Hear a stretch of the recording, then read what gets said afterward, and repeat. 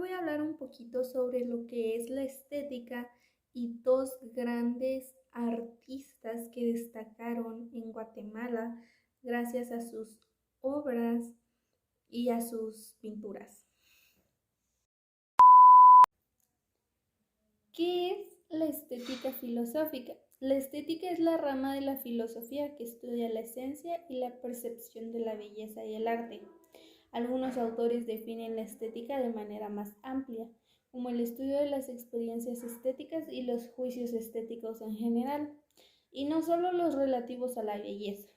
Un ejemplo podría ser lo sublime, lo elegante, lo cómico. Sin embargo, la estética, disciplina filosófica que estudia el concepto de belleza, el arte y sus diferentes manifestaciones, ha observado que sus valores cambian dependiendo de cada cultura, sociedad, tiempo histórico e incluso fracción de sociedad. ¿Cómo surgió la estética filosófica? La estética en la antigüedad viene de la mano de Platón y Aristóteles, quienes son los que formulan los principales postulados en torno a la belleza del arte. No obstante, antes de ellos ya existían otra serie de filósofos que planteaban la estética en general. Estética de Hegel. Hegel definía la estética como la belleza artística, muy superior a la belleza natural.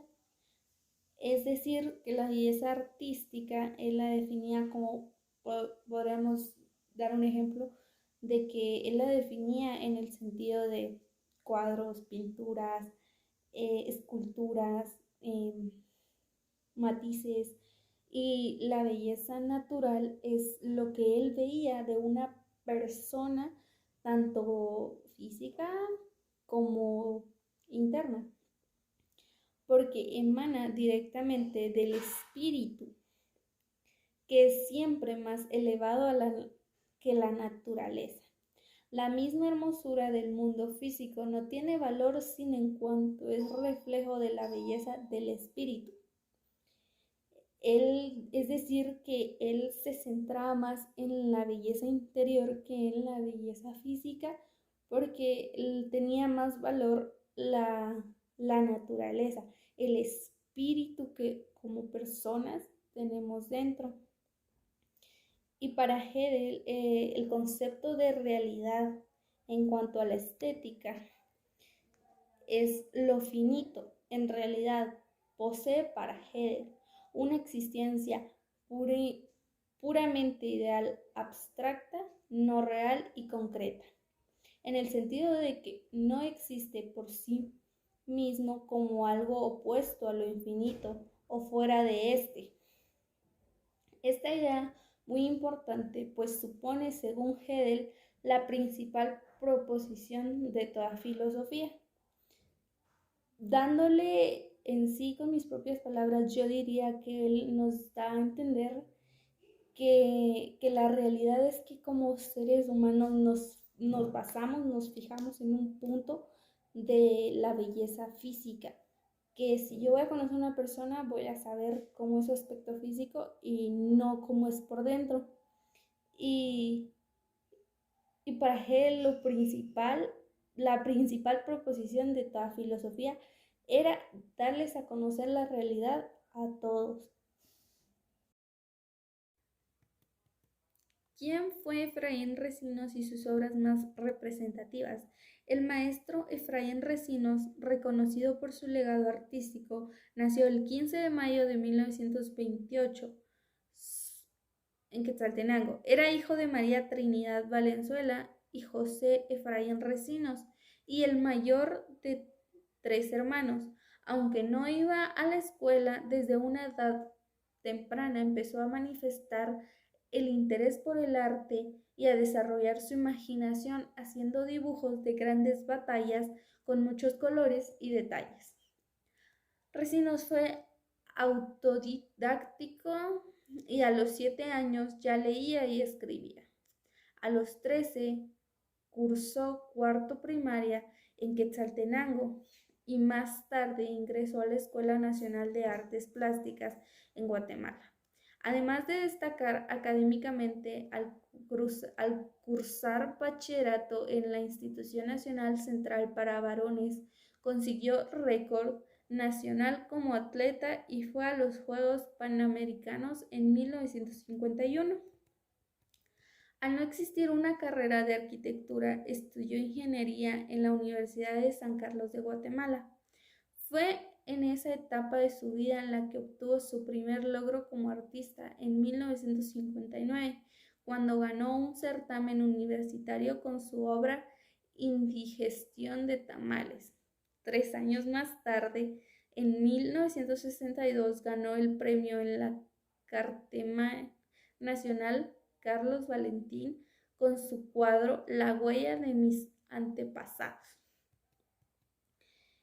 En 1967 se casó con Elsa, con quien tuvo una hija, Lorena Recinos.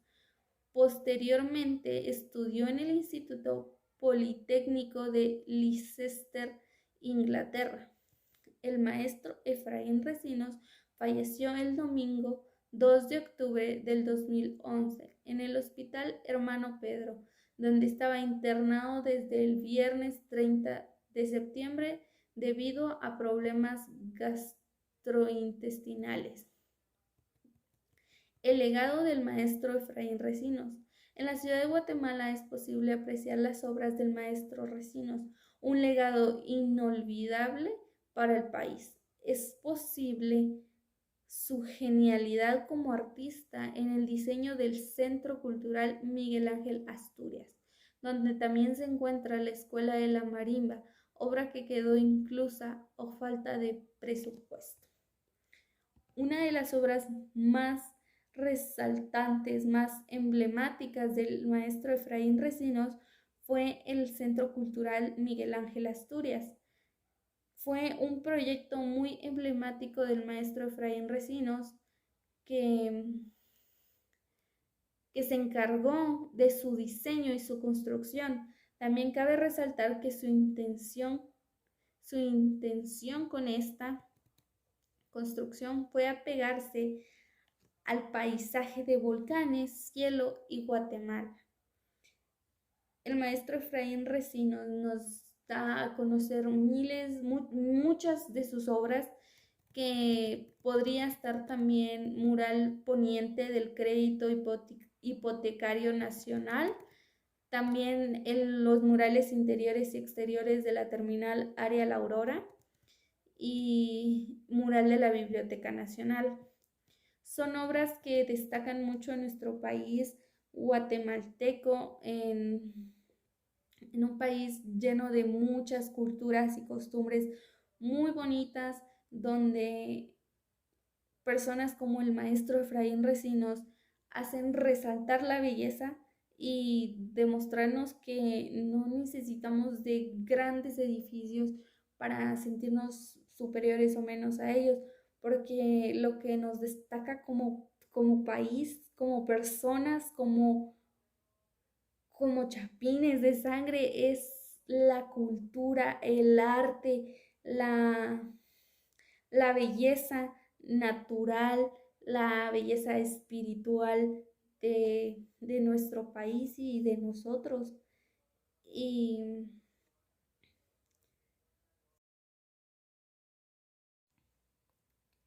¿quién fue Carlos Mérida y sus obras más sobresalientes? El artista guatemalteco Carlos Mérida es mejor conocido por haber creado arte abstracto modernista que integró la cultura latinoamericana con la pintura europea.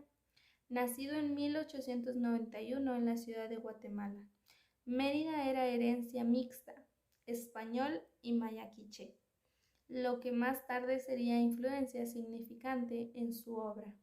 Estudió música de niño, pero después de haber perdido sus facultades auditivas comenzó a estudiar pintura.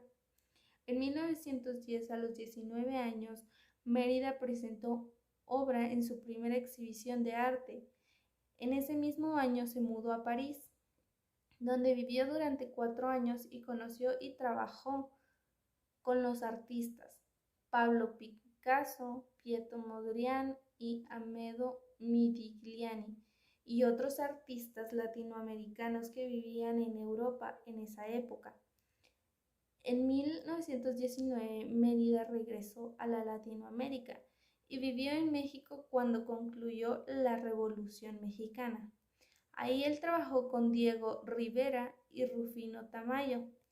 En las décadas posteriores, Mérida expandió su práctica al crear trabajos gráficos, bosquejos, tapices y escenografías, y disfraces para espectáculos de baile. Murió en 1984 en México, a la edad de 93 años. La amplia gama del trabajo artístico de Carlos Mérida logró fusionar los aspectos del surrealismo, el muralismo, el cubismo y el modernismo europeo, junto con elementos de cultura maya precolombina. Fue conocido por integrar elementos figurativos en su arte abstracto, como coloridas representaciones orgánicas o geométricas de personas en grupos, y utilizó una gran variedad de medios como pintura al óleo, acuarelas, gouaches y lápiz, y pergaminos y plástico. Al recibo varios galardones prestigiosos por su trabajo, en particular el Orden del Quetzal, la distinción máxima de Guatemala y el Orden de la Águila Azteca, la más alta México que se otorga a los extranjeros, y en Guatemala el ave que exalta es el quetzal, que la distinción mixta de Guatemala y México, que sería el águila y el quetzal. ¿Qué tipo de perspectiva artística trabajaba Carlos Mérida? Carlos Mérida, pintor, escultor guatemalteco, naturalismo mexicano, formó parte del muralismo desde una perspectiva abstracta y geométrica, a diferente del estilo narrativo y figurativo de los maestros de esta corriente artística, integrando el arte plástico dentro de la arquitectura en una fusión permanente.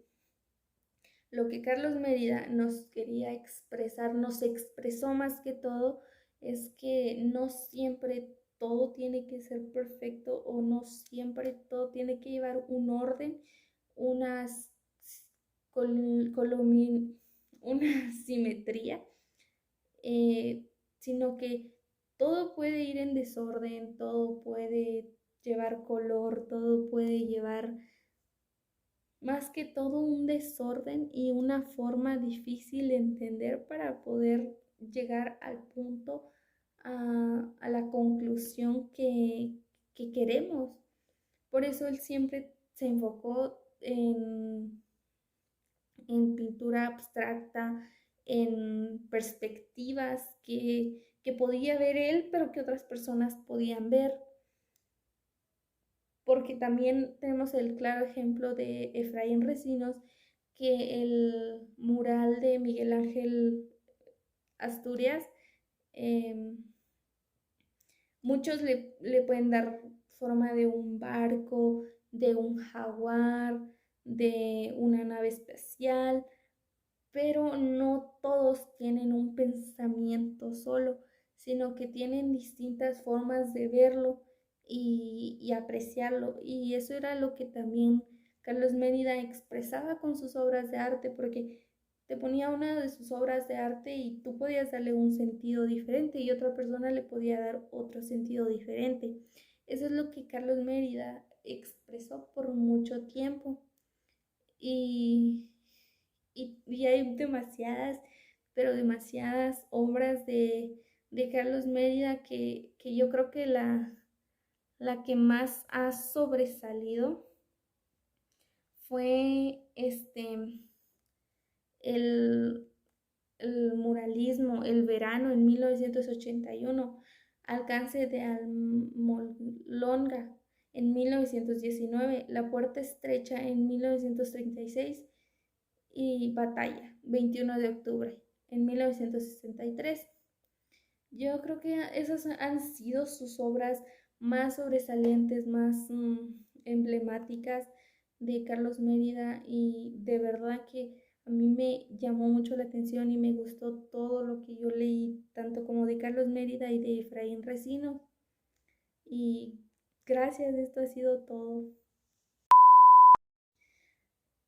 Cuatro claros ejemplos de las obras abstractas de Carlos Mérida son los que van a poder observar ahora en pantalla,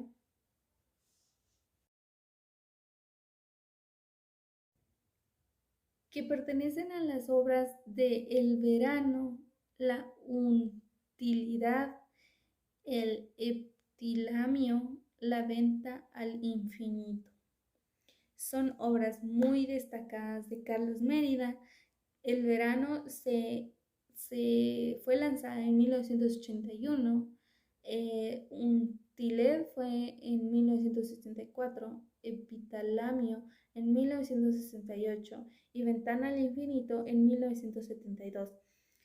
Han sido una de muchísimas obras de Carlos Mérida que han sobresalido, que han llegado a muchos lugares, a muchas personas, oyentes, lectores, y no la figura es lo abstracto, lo que yo decía anteriormente, que él daba a entender que no siempre todos tenemos un mismo pensamiento y que siempre lo vamos a ver de una forma diferente.